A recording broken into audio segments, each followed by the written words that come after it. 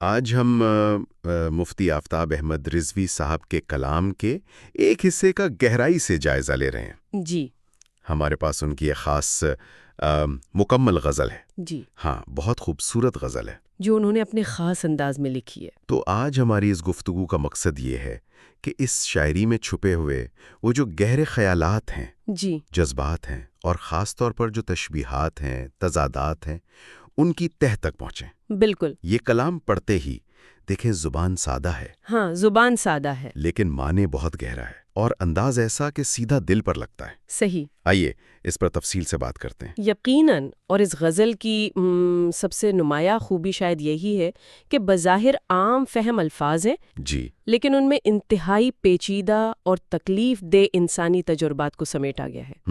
خاص طور پر یہ جو اعتماد کا ٹوٹنا ہے، ہاں، اپنے ہی محافظوں کے ہاتھوں اذیت اٹھانا اوہ، اور پھر مجبوراً خاموش ہو جانا۔ صحیح، شاعر نے تضادات کا جس طرح استعمال کیا ہے، جس کثرت سے، وہ کمال ہے۔ جی، قاری صرف متاثر نہیں ہوتا بلکہ ٹھہر کر سوچتا ہے کہ آخر ایسا کیوں ہے۔ بالکل۔ اور پہلا تاثر جو فوراً ذہن پر آتا ہے نا، جی وہ ہے محافظوں یا مہربانوں کی طرف سے شدید دھوکہ۔ غزل کی شروعات ہی دیکھیں کتنی چونکانے والی ہے۔ چمن میں آگ لگائی ہے باغبانوں نے، جلا کے راکھ بنایا ہے مہربانوں نے۔ بالکل، یہ صرف تضاد نہیں، یہ تو جیسے پوری دنیا ہی الٹ گئی ہو۔ جی ہاں، یہ بہت گہری بات ہے۔ باغبان جس کا کام ہی باغ کو بچانا ہے، وہی جلا رہا ہے، وہی جلا رہا ہے۔ اور مہربان جس سے امید تھی وہی فنا کر رہا ہے۔ یہ کیسی کیفیت ہے؟ یہ ایک بہت گہری نفسیاتی چوٹ ہے۔ دیکھیں، جب باہر کا دشمن حملہ کرے نا، ہاں، تو آپ لڑتے ہیں، آپ کو پتا ہوتا ہے خطرہ کہاں سے ہے۔ صحیح، لیکن جب باغبان ہی آگ لگائے تو آپ کا یقین، ٹوٹ جاتا ہے۔ آپ کا اعتماد، آپ کی دنیا کا تصور ہی ختم ہو جاتا ہے۔ یہ وہ حالت ہے جہاں سمجھ نہیں آتا کہ پناہ کہاں ملے گی، کہاں جائیں؟ جی، ایک طرح کا وجودی بحران ہے یہ، کہ اگر محافظ ہی حملہ آور ہے تو پھر محفوظ جگہ کون سی ہے؟ کوئی نہیں بچتی۔ جی، اور شاعر اسی خیال کو آگے بھی لے کر چلتا ہے۔ ہاں، جیسے یہ شعر، گلا نہیں ہے مجھے سامنے ہواؤں سے، سفینہ میرا ڈبویا ہے بادبانوں نے۔ بالکل، یہاں پھر وہی بات آ گئی، شکایت کھلے دشمن سے نہیں ہے سامنے کی ہواؤں سے نہیں، جو طوفان لاتی ہیں، چیلنج کرتی ہیں۔ شکایت تو ان بادبانوں سے ہے جن کا کام مدد کرنا تھا۔ جن کا کام تھا کشتی کو سہارا دینا، منزل تک پہنچانا، جی، مگر وہی کشتی کو لے ڈوبے۔ یہ تو ایسا ہے جیسے اپنی ہی طاقت آپ کے خلاف ہو جائے۔ بالکل، اور یہ کوئی حادثہ نہیں لگ رہا، ڈبویا ہے میں، ایک ارادہ ہے۔ ہاں، ایک جان بوجھ کر کرنے والا عمل۔ جی، اسی طرح اگلا مصرع دیکھیں، یہاں پہ دھوپ بچھائی ہے سائبانوں نے۔ سائبان کا تو مقصد ہی دھوپ سے بچانا ہے۔ جی، یہ تو اپنے مقصد کی ہی نفی ہو گئی، بچانا ہے۔ فعال طور پر۔ جی، یہ علامت ہے کہ وہ نظام یا وہ لوگ جن کا کام راحت دینا تھا، وہ خود مصیبت بن گئے ہیں۔ یہ پڑھ کر تو ایک عجیب سی بے بسی محسوس ہوتی ہے۔ جی، جیسے آپ جس سے بچنا چاہ رہے ہیں وہی آپ پر حملہ کر رہا ہے۔ شعر میں یہ وار میرے جگر سے جو آر پار ہوا، خدا گواہ کیا میرے پاسبانوں نے۔ بہت شدید۔ یہاں پاسبان ذاتی محافظ، نگہبان، جی، اور وار بھی کیسا، جگر کے آر پار، جان لیوا۔ جان لیوا۔ اور شاعر قسم کھا رہا ہے، خدا کی قسم، جی، جو اس دھوکے کی شدت بتاتا ہے ناقابل یقین۔ کہ یقین ہی نہیں آ رہا کہ ایسا بھی ہو سکتا ہے۔ یہ صرف جسمانی زخم نہیں رہا۔ نہیں، یہ روح کا زخم ہے۔ اور یہاں پاسبان کا لفظ بہت اہم ہے۔ یہ کوئی اجنبی نہیں ہے، اپنا ہے۔ یہ وہ ہیں جن پر حفاظت کی ذمہ داری تھی، شاید قریب سمجھا جاتا تھا۔ جی بالکل۔ اس لیے یہ وار صرف جسم پر نہیں، اعتماد پر، تعلق پر لگتا ہے۔ صحیح۔ اور اس میں گہرائی یہ ہے کہ یہ پیٹرن، یہ جو دھوکہ دہی ہے، یہ مسلسل چل رہا ہے۔ ہاں، ایک تسلسل ہے۔ باغبان، بادبان، سایبان، پاسباں، یہ سب ایک ہی سلسلے کی کڑیاں ہیں۔ گویا یہ کوئی ایک واقعہ نہیں، یہ ایک مستقل اذیت ناک حقیقت بن گئی ہے۔ اس سے جو احساس پیدا ہوتا ہے وہ صرف غصے یا دکھ کا نہیں، بلکہ شدید تنہائی اور بے اعتمادی کا ہے۔ یہ تو ہوئی نقصان پہنچانے کی بات، لیکن کبھی کبھی نقصان سے زیادہ تکلیف دہ وہ خاموشی ہوتی ہے جو مسلط کر دی جاتی ہے۔ جی ہاں، بالکل۔ شاعر اس طرف بھی آتا ہے، کہتا ہے، ستم گروں نے ستم پر ستم گری کر دی، زباں پہ تالے لگائے تھے رازدانوں نے۔ کمال کا شعر ہے۔ یہاں تو ظلم کی انتہا ہے۔ ایک طرف تو ستم گر ہیں کھلم کھلا، اور ظلم بھی کیسا؟ ستم پر ستم گری. یعنی حد کر دی. جی. مگر اس سے بڑا ظلم، یا شاید اتنا ہی بڑا ظلم، جی. کہ رازدانوں نے زبان پر تالے لگا دیے. اور یہ رازدان کا لفظ دیکھیں کتنا معنی خیز ہے. ہاں، کون ہوتا ہے رازداں؟ وہی جس پر آپ بھروسہ کرتے ہیں، جس سے دل کی بات کہتے ہیں، جو آپ کے دکھ سکھ میں شریک ہوتا ہے. جی. جب وہی زبان بندی کر دے یا کرنے پر مجبور کرے تو یہ دوہرا عذاب ہے.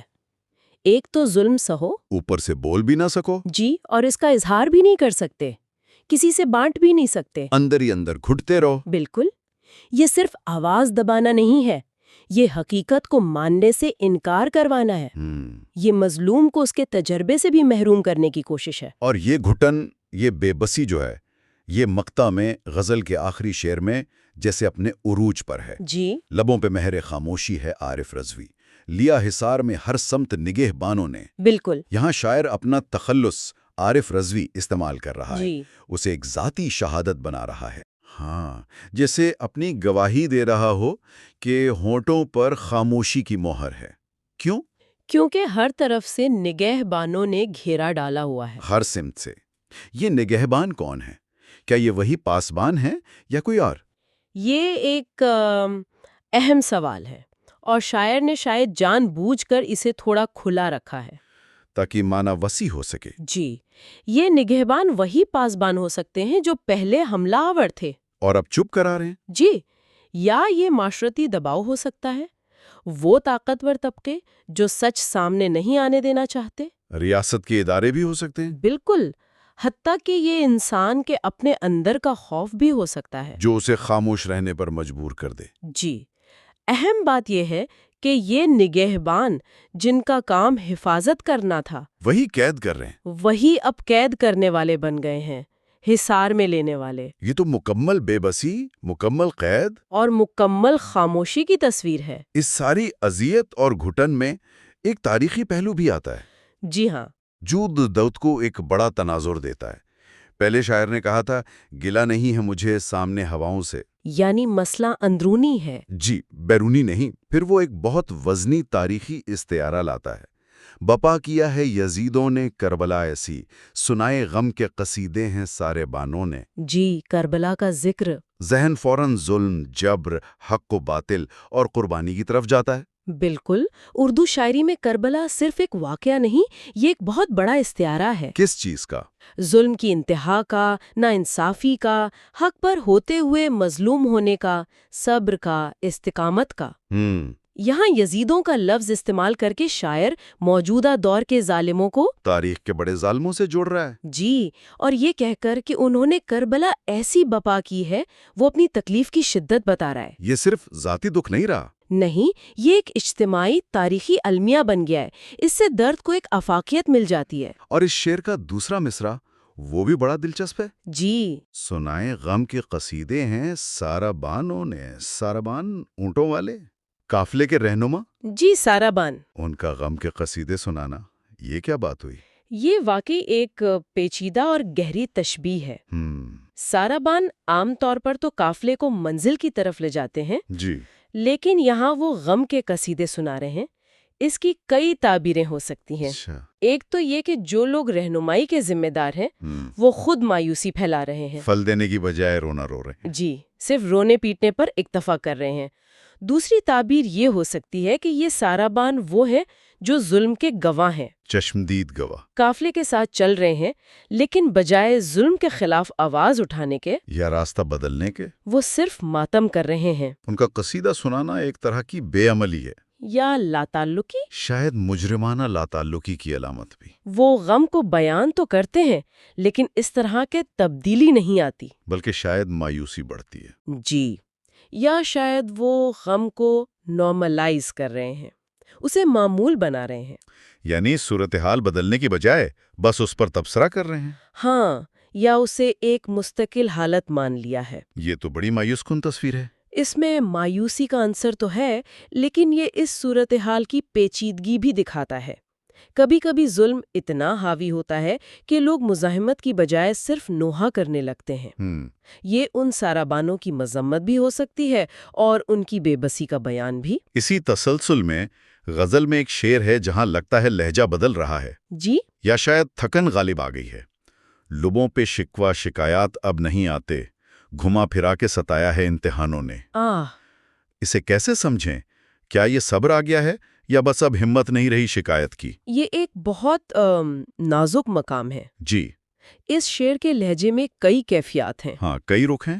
کیا یہ بلند حوصلگی ہے کہ اتنے دکھ سہ کر بھی شکایت نہیں؟ یا یہ گہری مایوسی اور تھکن ہے؟ کہ اب بولنے کا فائدہ کیا جب مسلسل امتحانوں نے گھما پھرا کے ہر طرف سے ستایا ہے؟ ہر طرح سے۔ یا یہ ایک طرح کی اندرونی موت ہے جہاں احساسی ختم ہو گیا ہے، رد عمل ختم ہو گیا ہے۔ کچھ بھی ہو سکتا ہے۔ میرے خیال میں یہ محض حقیقت کا بیان بھی ہو سکتا ہے، ایک ایسی کیفیت جہاں انسان نہ شاکی ہے نہ صابر، بس دیکھ رہا ہے۔ بس ایک زندہ لاش کی طرح جو ہو رہا ہے اسے دیکھ رہا ہے، گھما پھرا کے ستایا ہے۔ ان الفاظ میں ایک لمبا تھکا دینے والا عمل ہے جی، جس نے شاید لڑنے یا شکایت کرنے کی ہر طاقت ختم کر دی ہے۔